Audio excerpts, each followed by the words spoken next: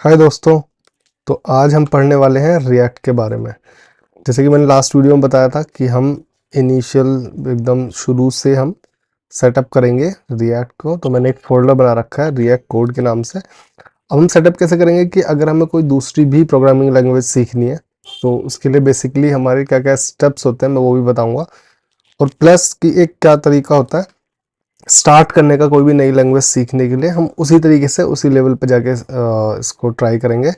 तो सबसे पहले हम क्या करेंगे, अगर हमें रिएक्ट में जाना है तो हम उसकी डॉक्यूमेंटेशन पढ़ेंगे। तो अगर मैं गूगल पे लिखता हूँ रिएक्ट तो सबसे पहले ये सब चीज़ आ जाती हैं और हम रिएक्ट के एक्चुअल डॉक्यूमेंटेशन पे चले जाते हैं। जहाँ मैं लर्न रिएक्ट पे क्लिक करूँगा तो क्विक स्टार्ट की गाइडलाइन आ जाएंगी कि हम स्टार्ट कैसे करेंगे एक्चुअली। तो हम इंस्टॉलेशन वाले पार्ट पे पहुँच जाते हैं। इंस्टॉलेशन वाले पार्ट पर हम देखते हैं कि इसको एक्चुअली में स्टार्ट कैसे करना है। उसके लिए हमें कुछ बेसिक चीज़ें पता करनी ज़रूरी हैं, जैसे कि npm क्या होता है। तो npm is basically node package manager. उससे क्या होता है कि हमारे जावास्क्रिप्ट के बहुत सारे पैकेज बनते हैं। आगे अब जो भी हम चीज़ें यूज़ करेंगे वो एक पैकेज की फॉर्म में होती हैं, बंडल्स की फॉर्म में होती हैं। जैसे एक लाइब्रेरी हम कोई बना के ऐसे पब्लिश कर देता है, ओपन सोर्स हो या फिर वो पेड हो। तो ओपन सोर्स लाइब्रेरीज के थ्रू हम बेसिकली यूज़ करते हैं। तो अब रिएक्ट सीखने के लिए हमें थोड़ा सा पता होना चाहिए npm का। तो मैं दिखा देता हूँ कैसा होता है। सो अगर मैं npm पे जाऊँ, बेसिकली ये है। इसमें क्या होता है कि अपनी पब्लिश कर रही होती हैं बहुत सारी लाइब्रेरीज। तो ऐसे ही एक रिएक्ट ओपन सोर्स लाइब्रेरी है। तो रिएक्ट को भी हमें यूज़ करने के लिए बहुत सारे तरीके होते हैं, but best thing is white, जो कि मैं भी यूज़ करता हूँ। तो हम वाइट के थ्रू बेसिकली यूज़ कर सकते हैं। अब क्या होता है कि जो फ्रंट एंड होता है या बैक एंड होता है, सब एज इट इज़ हमारा कुछ कोड नहीं होता। यानी कि ऐसा नहीं है कि हम एक फाइल बनाई, जैसे हम HTML CSS और जावास्क्रिप्ट बना के एक वेब पेज बना लेते हैं। बट इसमें ऐसा नहीं होता। इसमें क्या होता है, बंडल करके हमारी चीज़ें दिखनी होती हैं। तो उसके लिए हमें कोई बंडल टूल जैसे वेब पैक है या फिर हम वाइट यूज़ कर रहे हैं इस केस में, वो यूज़ करके तब हमें सेटअप करना होता है। तो अगर मैं वाइट में जाऊँ तो वाइट में बेसिकली इसमें बहुत सारे फ्रेमवर्क्स दे रखे हैं। तो कि तुम्हें ट्राई कैसे करना है, हमें रिएक्ट ट्राई करना है। ठीक है, अब रिएक्ट में भी दो वर्जन है, जावास्क्रिप्ट एंड टाइपस्क्रिप्ट। तो मैं बता देता हूँ बेसिकली जावास्क्रिप्ट और टाइपस्क्रिप्ट दोनों सेम है। बस डिफरेंस ये है कि जावास्क्रिप्ट में कोई भी टाइप्स डिफाइन नहीं होते। जैसे कि अगर मैं अपना कोड देखें, हम कोई सा भी कोड देख लेते हैं, ये रहा contentscript.js। यहाँ पे सब मैंने कॉन्स्ट करके लिखा हुआ है। इसको मैं वेर करके भी लिख सकता हूँ। ठीक है, तो इस तरीके से लिया हुआ, बट मैंने कहीं भी डिफाइन नहीं किया कि इसमें इंटीजर वैल्यू आएगी या स्ट्रिंग वैल्यू आएगी। इस तरीके से हमने कहीं डिफाइन नहीं किया। बट टाइपस्क्रिप्ट में क्या होता है कि हमें सब कुछ डिफाइन करके चलना होता है कि एक्चुअल में हम उसमें वेरिएबल में क्या स्टोर करने वाले हैं। तो यही डिफरेंस होता है। जावास्क्रिप्ट की जो एक्सटेंशन होगी .js से शुरू होगी और टाइपस्क्रिप्ट की .ts से होगी। बट ऐसा नहीं है कि हम टाइपस्क्रिप्ट में जावास्क्रिप्ट का कोड नहीं लिख सकते, हम लिख सकते हैं डेफिनेटली। तो उसके लिए हमें सिर्फ एक कीवर्ड होता है, हम एनी करके, तो हम उसका टाइप एनी दे देंगे तो उसमें कोई सा भी हम स्टोर कर सकते हैं वैल्यू। जैसे कि मैं एग्जांपल बता देता हूँ। अगर मैं यहाँ पे एक एग्जांपल ले लेते हैं, थोड़ा इसको नीचे स्क्रॉल करके। ठीक है, मैं यहाँ पे लिखूँ वेर a इक्वल्स टू और यहाँ पे हेलो। ठीक है, अब ये लिख लिया। अब मैं a इक्वल्स टू 0 ऐसे भी कर सकता हूँ। क्यों? क्योंकि हाँ, ये जावास्क्रिप्ट में कोड लिखा हुआ है यहाँ पर .js। ठीक है, जावास्क्रिप्ट में कोड लिखा हुआ है। तो मैं पहले स्ट्रिंग इसमें स्टोर कर रहा था, अब मैं 0 भी स्टोर कर सकता हूँ। मैं again a equals to something ऐसे स्टोर कर सकता हूँ। ठीक है, ये हो सकता है कि रन टाइम पे वो कोई एरर दे दे अगर हमारी कोई वैल्यू सही उसमें रिप्लेस नहीं हो पा रही, बट कोड टाइम पे कोई वैल्यू नहीं आती। बट वहीं अगर टाइपस्क्रिप्ट की बात करें हम, तो मैं एक अगर नई फाइल बनाऊं, रिएक्ट वाले में बना लेते हैं, न्यू फाइल sample.ts। तो टाइपस्क्रिप्ट की फाइल बन गई। अगर मैं ये कोड सेम इसमें लिखना चाहूँ तो बेसिकली इसमें पहली एरर आ जाएगी, a type number is not assignable to type string, क्योंकि हमने यहाँ पे फर्स्ट टाइम में जो भी वैल्यू असाइन कर रहे हैं वो स्ट्रिंग में है। अगर मैं कॉन्स्ट भी लिख दूँ डजेंट मैटर। ठीक है, ए इक्वल्स टू हेलो, तो यहाँ पे हेलो तो आया, तो फिर इसके टाइप डिफाइन हो गया स्ट्रिंग। अगर मैं इस पर होवर करूँ तो वो हमारा स्ट्रिंग में दिख रहा है। तो ये स्ट्रिंग है। अगर मैं यहाँ पे होवर कर रहा हूँ तो यहाँ पे एक एरर आ रही है, can not assign to a because it is a constant. Sorry, अभी कांस्टेंट भी है तो मैं वेर कर देता हूँ, अभी वेरिएबल हो गया। तो a equals to 0, number is not assignable to type string, यानी कि स्ट्रिंग हमने पहले डिफाइन कर दिया था क्योंकि इनिशियली स्ट्रिंग थी, तो अब हम इसमें नंबर नहीं डाल सकते। अगर मैं इनिशियली 3 करता तो डेफिनेटली ए में 0 जा सकता था, बट अगेन जब मैं उसको वापस से स्ट्रिंग करना चाह रहा हूँ तो ये बता रहा है कि now string is not assignable to type number, क्योंकि हमने नंबर टाइप डिफाइन किया था।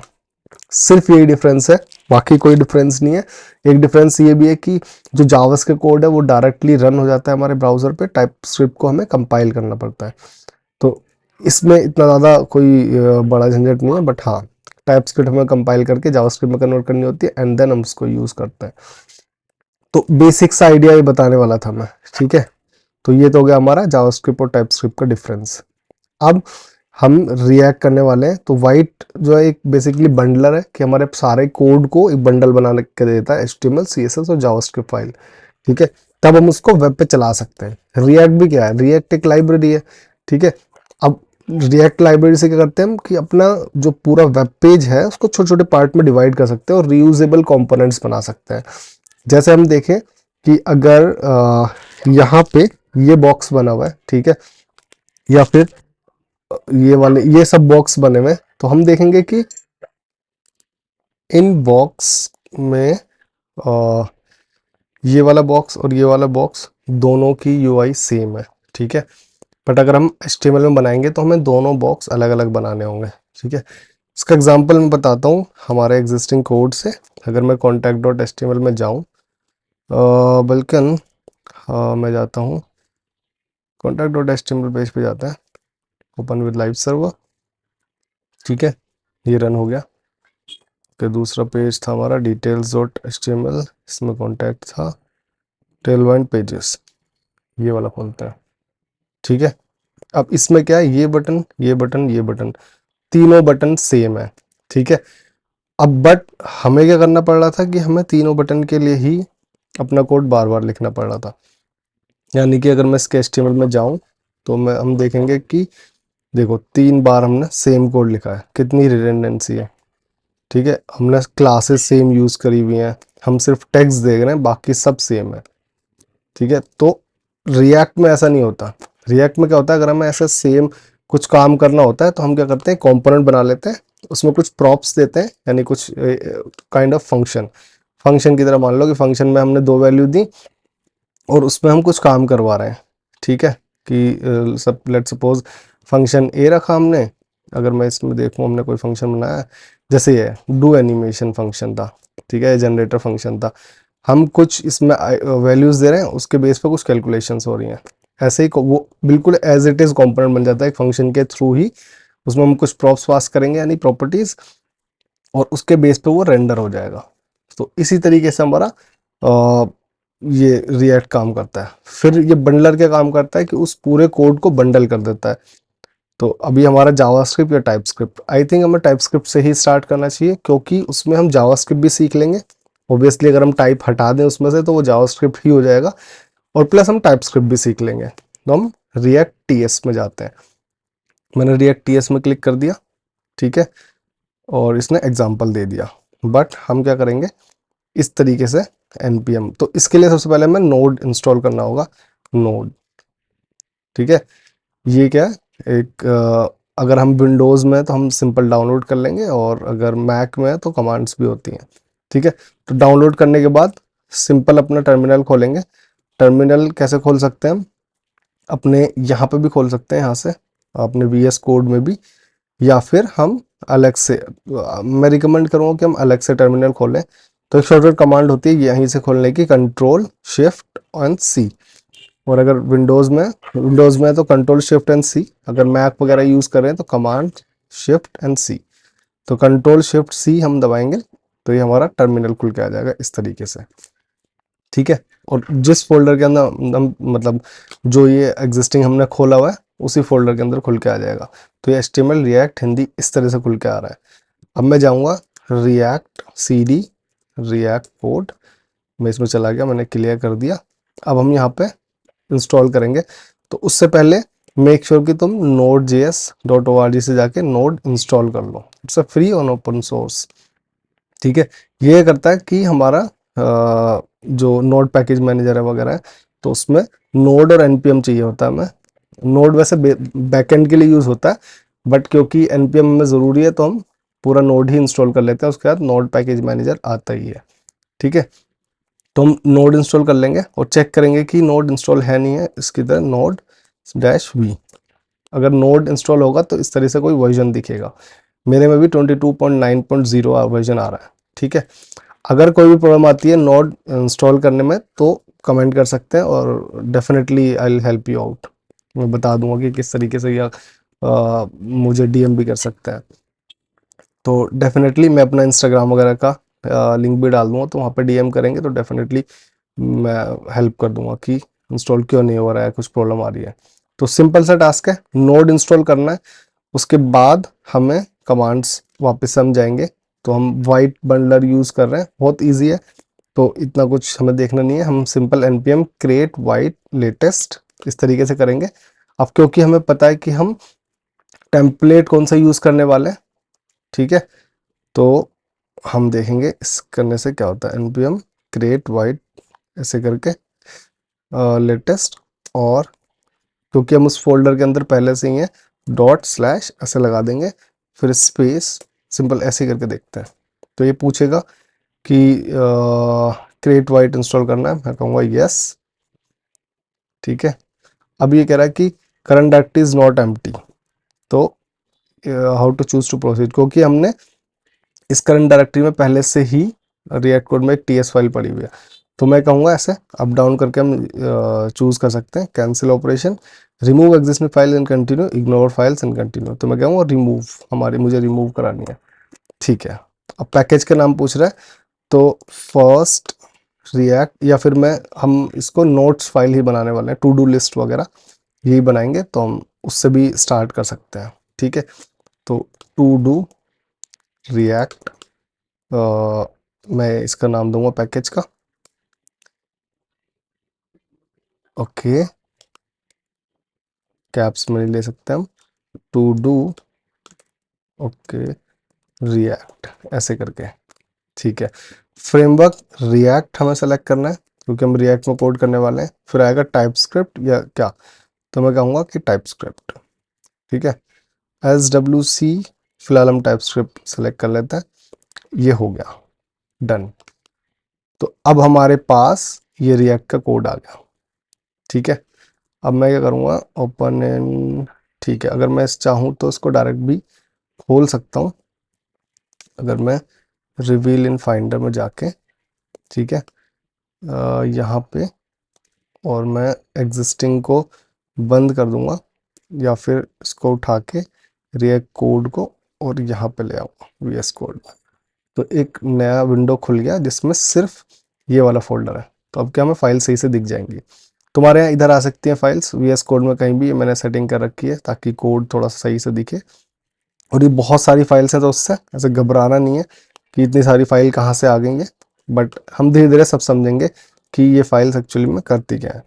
तो इसने कहा कि ये npm create वाइट लेटेस्ट हमें रन करना कमांड पे, अगर अब तक सब कुछ सही हो गया तो इट मीन्स हमारा काम फिनिश हो गया, बस इतना ही करना था। ठीक है, हमारी बहुत सारी फाइल बनी हुई आ जाएंगी, इन फोल्डर को एक एक करके देखते हैं। तो सिंपल ये कुछ कॉन्फ़िगरेशन फाइल है जो कि हम टाइम टू टाइम सीखेंगे, अभी के लिए इनको ऐसे ऐसे ही छोड़ देते हैं सिंपल। और हम टर्मिनल में वापस से जाएंगे, इसमें बोला है now run npm install and npm run dev, तो npm इंस्टॉल हम चलाएंगे। बेसिकली npm इंस्टॉल क्या करता है, जो भी हमारी रिक्वायर्ड लाइब्रेरीज होती हैं इस पूरे प्रोजेक्ट को चलाने के लिए, वो इंस्टॉल कर देता है खुद ब खुद। तो अब जितना भी मैक्सिमम काम होगा ना वेब डेवलपमेंट में, अगर तुम आगे सीखोगे तो npm का मैक्सिमम यूज होगा कि npm से कुछ इंस्टॉल करना या कुछ और हमें फेच करना है। तो npm इंस्टॉल चला दिया, तो चलाते ही हमारे यहाँ पे नोड मॉड्यूल्स करके आ जाएगा ऐसे एक फोल्डर, इसको भी इग्नोर करना है, इसका भी कोई काम नहीं है, इसको हम कभी भी नहीं देखेंगे, कभी हमें खोल के देखने की जरूरत भी नहीं पड़ेगी। ठीक है, उसके बाद npm रन dev, तो मैंने npm रन dev चला दिया। अब देखते हैं क्या होता है। तो ये कह रहे हैं कि हमारा चल गया लोकल होस्ट, ये URL है। अब इस पे हमारा पूरा कोड चल रहा है। तो अगर मैं यहाँ पे ऐसे चलाऊं तो ऐसे कोड मिलेगा, तुम सबको भी यही मिलेगा। और यहाँ पे काउंट 0 1 2 ऐसे क्लिक करेंगे तो काउंट बढ़ता चला जाएगा। ठीक है, अगर यहाँ तक आ गए बेस्ट है, और हमारा एकदम कोड रन हो गया है वाइट प्लस रिएक्ट से। इससे कोई एज इट इज़ मेजर लेना देना नहीं है एज ए बिगनर कि हम यहाँ पे वाइट क्यों यूज़ कर रहे हैं। सिंपल हमने एक बंडलर यूज़ किया ताकि हम कोई एक वेबसाइट बना सकें। ठीक है, और इन फाइल से भी फिलहाल कुछ लेना देना नहीं है, बट हम एट टाइम्स जब कुछ कुछ नई चीज़ें करेंगे तो हम इन फाइल्स का यूज़ होगा उनमें।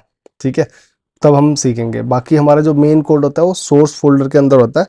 ठीक है, और इसमें app.tsx सबसे पहले main.tsx है, जिसमें कुछ नहीं ऐसा कुछ लिखा होगा, जहाँ ऐप हमारा ये app.tsx का कोड होगा। इसमें मेन कोड ये वाला आ गया हमारे पास। ठीक है, app.tsx। तो इसमें ज़्यादातर देखने में वही HTML का कोड सा लग रहा है हमें, कि जैसा हमारा एग्जिस्टिंग कोड था। तो सिंपल वही कोड है, कोई ऐसे घबराने वाली बात नहीं है। और टाइप स्क्रिप्ट है तो वो भी घबराने वाली बात नहीं है, धीरे धीरे हम सीखेंगे। हम सिंपल JS का कोड भी लिख सकते हैं। अब यहाँ पे app.tsx ये देखना बहुत ज़रूरी है। यहाँ पे लिखा हुआ है TSX, इसका मतलब है टाइप स्क्रिप्ट प्लस HTML वगैरह इसके अंदर ही होगा। ठीक है, ऐसा नहीं हमें HTML की फाइल अलग से बनानी होगी, रिएक्ट में ऐसा नहीं होता। सिंपल हम कंपोनेंट बनाएंगे तो उनकी एक TSX करके फाइल बना लेंगे और उसको यूज़ कर लेंगे। एक बहुत छोटा सा एग्जाम्पल मैं बता देता हूँ। तो ऐप डॉट, यहाँ पे मैं इन सबको हटा देता हूँ और काउंट वाउंट को हटा देता हूँ, डिव सब मैं रिमूव कर देता हूँ, और सिंपल मैं यहाँ पे डिव से स्टार्ट करता हूँ। अब इसमें ना HTML बॉडी ये सब बनाने की हमें ज़रूरत पड़ेगी नहीं। ठीक है, सिंपल हमें एक फंक्शन बनाया ऐप और ये डिव, सब कुछ क्लीन कर दिया, मैंने लिखा हेलो। ठीक है, ये हेलो लिख दिया तो यहाँ पे हेलो लिखा हुआ आ रहा है इन द मिडल। अब मैं क्या करना चाह रहा हूँ एक कंपोनेंट बनाना चाह रहा हूँ सिंपल, एक बॉक्स का। तो मैंने लिखा फंक्शन बॉक्स। ठीक है, और ऐसे ही मैं यहाँ पर एक फंक्शन बना दूंगा तो ये कंपोनेंट बन गया। इसमें अगर हम रिटर्न कराएंगे ऐसे ब्रैकेट के साथ div class box, class name box, and मैंने यहाँ पे लिख दिया box1। अब क्लास नेम क्यों यूज़ कर रहे हैं, हम क्लास क्यों यूज़ नहीं कर रहे। रिएक्ट में हम क्लास यूज़ नहीं करते हैं, इसमें क्लास नेम का मतलब ही क्लास होता है। ठीक है, ये कंपाइल होके वो क्लास ही बन जाएगा, जो भी मैं भी दिखाऊंगा। तो अब ये बॉक्स मैंने बना लिया कंपोनेंट, ये कंपोनेंट है, मैं कमेंट कर देता हूँ दिस इज अ कंपोनेंट। ठीक है, और इस बॉक्स को सिंपल अगर मैं यहाँ पे हेलो की जगह यूज कर लूँ, जैसे हम टैग यूज करते हैं ना डिव वगैरह, ऐसे यूज करते हैं बॉक्स, और ये बंद भी हो गया। यहाँ पर खोला और ये बंद हो गया। इसकी शॉर्ट फॉर्म भी होती है कि हम सिंपल ऐसे यूज कर लें। ठीक है, तो इस ये कंपोनेंट बन गया और वो यूज भी हो गया हमारा। तो कंपोनेंट यूज भी ऐसे होता है जैसे हम HTML के टैग्स यूज करते हैं, सिमिलरली ऐसे यूज करते हैं हम कंपोनेंट्स को भी। तो यहाँ पर देखूं तो मैं यहाँ पर box1 लिखा हुआ आ गया, एक कंपोनेंट बनाया उसको यूज भी कर लिया यूजिंग बॉक्स कंपोनेंट। ठीक है, तो सिंपल यही हमारा रिएक्ट होता है, और बाकी चीज़ों की ऐसा रिक्वायरमेंट नहीं है।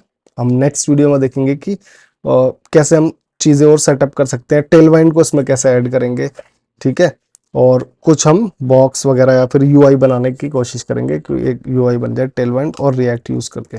ठीक है, तो आज की वीडियो के लिए इतना ही। डेफिनेटली नेक्स्ट वीडियो में हम टेलवाइंड ऐड करेंगे और टू डू लिस्ट बनाएंगे, जो कि हमने यहाँ पहले बनाई थी। और मैं देखूँ तो इसमें मैं एक बार दिखा भी देता हूँ कि अगर मैं टू डू लिस्ट ये वाली एज इट इज़, हम कितना सारा हमने यहाँ पे कोड लिखा था, जो हम टास्क वगैरह ऐड कर रहे थे, और हम यहाँ पे ये सब चीज़ आ रही थी। अब ये इतना इजी होने वाला है कि विद इन 2-3 मिनट्स हम ये बना सकते हैं रिएक्ट में बहुत इजीली। तो ऐसा नहीं है कि हमें इतना सारा कोड, जैसे आप स्क्रिप्ट वगैरह लगानी पड़ी थी ना, कुछ भी नहीं लगानी पड़ेगी। ये जो स्क्रिप्ट हमने लगाई थी ये वाली, इतना सारा कोड लिखना ही नहीं पड़ेगा, मुश्किल से 2-3 मिनट में सब कुछ बन जाएगा। ठीक है, तो मिलते हैं नेक्स्ट वीडियो में, and do subscribe and share this video. Thank you so much, bye bye.